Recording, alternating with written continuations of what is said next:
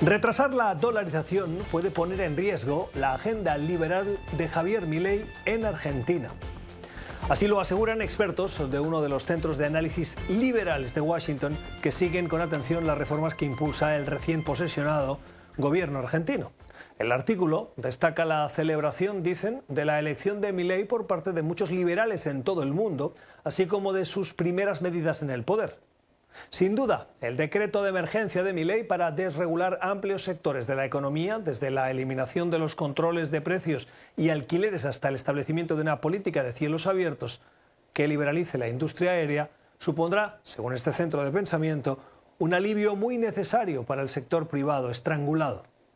La batería de medidas incluye en lo que se conoce ya como Ley Ómnibus, que se negocia estos días en el Congreso. Su objetivo, según el Gobierno, es abrir la puerta a privatizaciones de empresas estatales, reformas electorales o políticas de calado que cambiarían la dinámica parlamentaria o de representación partidista. Una de esas medidas estrellas con las que convenció a una parte de la sociedad argentina cansada de la depreciación del peso fue la dolarización de la economía y que Milei presentó en su momento como un punto de partida para la estabilización. Pero aparentemente la seguridad con la que fue defendida en campaña hoy está quedando relegada e incluso está siendo cuestionada por la realidad. Pero Milei sigue insistiendo que no va a desistir, a pesar de que no se le incluye en ese paquete de medidas conocida como la Ley Ómnibus.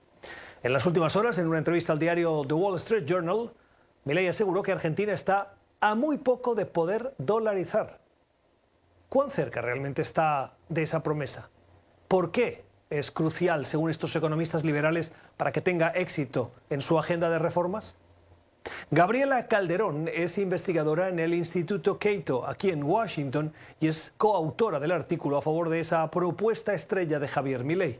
Calderón tiene una maestría en Comercio y Política Internacional y es además columnista del diario El Universo de Ecuador. Señora Calderón, gracias por su tiempo. Bienvenida al programa. Buenas noches.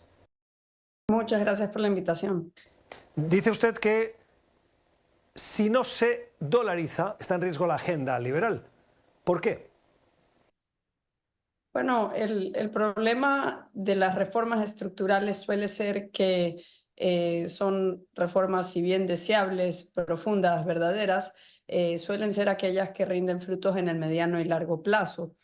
Pero la política se mueve, es muy cortoplacista y los gobiernos nuevos suelen tener una luna de miel corta. Por lo tanto, uno de los principales retos de las reformas económicas es que rindan frutos antes de que se diluya o se termine esa llamada luna de miel en el poder.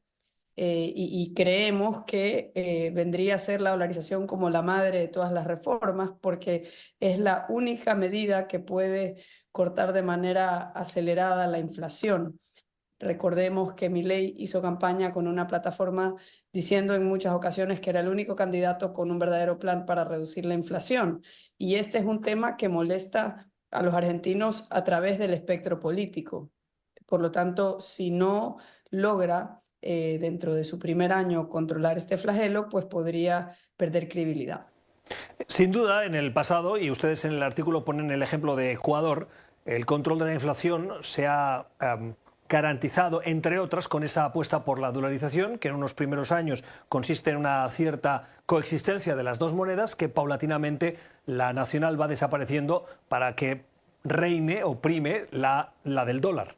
Pero cuando se dolariza, señora Calderón, ¿no se hace que los productos más básicos para la gente menos acomodada de una sociedad, los más pobres, y Argentina tiene una bolsa de pobreza del 40%, de los cuales el 9-10% es pobreza extrema, acaben sufriendo de manera inmediata las consecuencias de esa dolarización con un incremento de precios inesperado?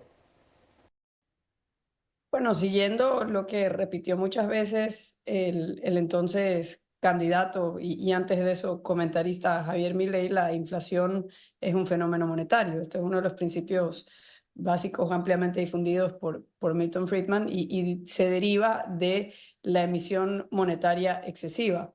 Por lo tanto, la dolarización, que es la adopción de una moneda extranjera de aceptación universal, ya sea el euro en el caso de los países euroizados, o el dólar en el caso de Panamá, El Salvador o Ecuador, implica pues eliminar la posibilidad de emitir.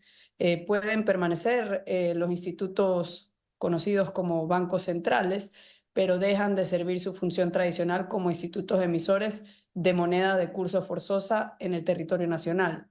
De manera que si la inflación es un fenómeno monetario, si eliminas la capacidad de emitir, por lo tanto, y adoptas una moneda extranjera que no emite la clase política o un ente sometido a la clase política nacional, pues eliminas la inflación. Lo que sucede es que habría un ajuste en los precios de los bienes no transables, como por ejemplo los servicios como un corte de pelo, los inmuebles, cosas que no cruzan las fronteras.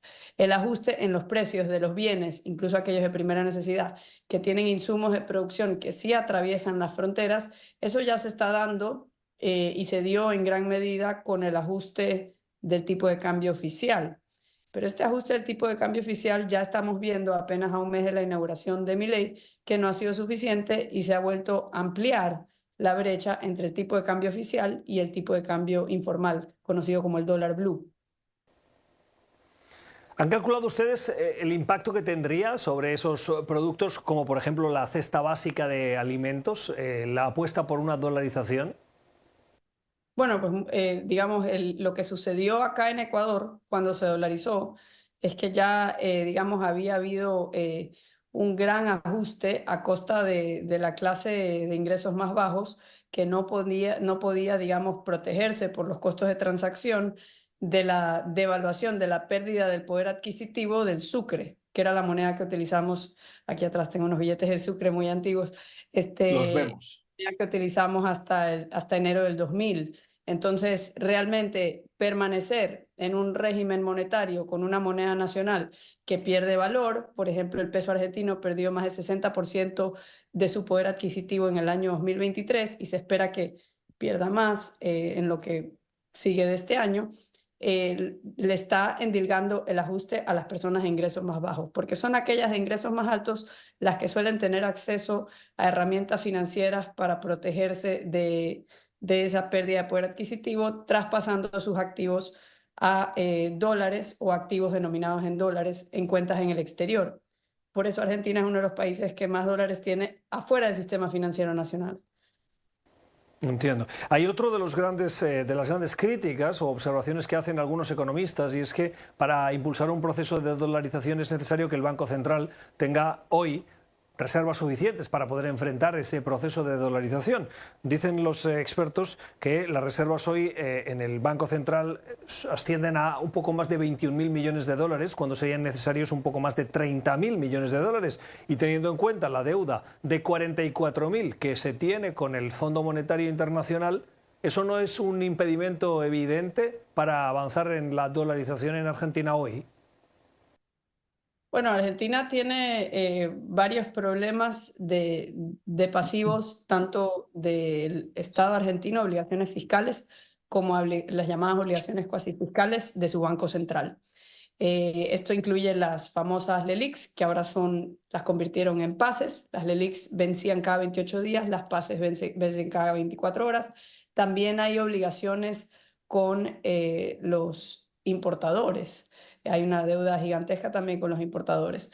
Ahora, si consideramos que estos son requisitos para dolarizar, es muy probable que, digamos, Argentina nunca termine dolarizando y Milei no termine cumpliendo una de esas promesas estrellas, porque al paso que van, luce muy poco probable acumular esa cantidad de reservas para poder hacerlo, si es que lo consideran que es un requisito necesario. Ahora, el caso ecuatoriano es muy relevante para la experiencia argentina, porque Ecuador también tenía una situación complicada. Tenía el Banco Central reservas negativas y pues lo que decidieron las autoridades fue dolarizar la unidad de cuenta, es decir, con el clic de un mouse de un solo plumazo se dolarizan todas las obligaciones, tanto del sector público como del sector privado, y hay una especie de ajuste en las tasas de interés que tienen que converger hacia tasas de interés de nivel internacional.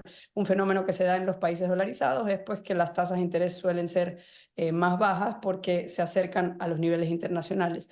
Y esto de aquí, lejos de hacer a la economía más vulnerable, lo que hace es mejorar la capacidad de pago, porque ahora los ingresos del Estado argentino estarían en dólares, una moneda que no pierde el poder adquisitivo de la manera que lo hace el peso. Recordemos que el peso solamente el año pasado perdió algo así como 63% de su poder adquisitivo. El dólar, que digamos que la Reserva Federal no tiene una política monetaria estelar, sí es la mejor alternativa disponible. Ahora, Milei habla de libertad para elegir la mejor moneda, eliminar el curso forzoso, y eso está bien, la gente podría elegir euros o dólares, pero da la casualidad que suelen elegir la moneda con el país con el que mayor intercambios hay. Y en Argentina parece haber una preferencia por el dólar. Entonces, Ya. no se necesita tantos dólares como los que se piensa. Realmente lo que se necesita es para cambiar la demanda de efectivo.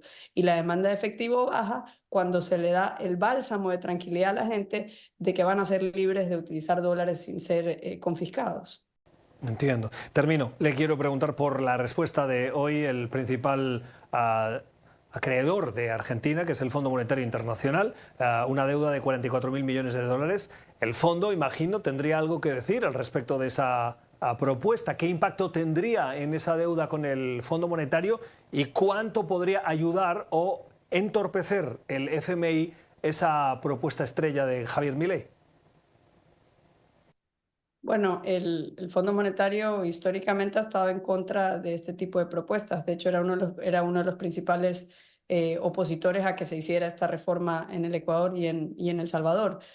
Sin embargo, la situación del país mejoró bastante desde un punto de vista fiscal y económico años después de la dolarización. Y la dolarización no resuelve todos los problemas porque se puede tener una política monetaria sana y una política comercial desastrosa, una política financiera que aísla al país del resto del mundo, como es el caso del Ecuador, pero ciertamente sí protege el poder adquisitivo de los trabajadores. Y la postura del fondo en el caso de Argentina pues sería probablemente similar a la que ha tenido en el caso de los otros países, pero eso no impide que Argentina haga lo que le conviene a su economía ahora para tener un alivio inmediato frente al flagelo de la inflación y de cara a futuro para evitar futuros colapsos del peso argentino, que son muy recurrentes.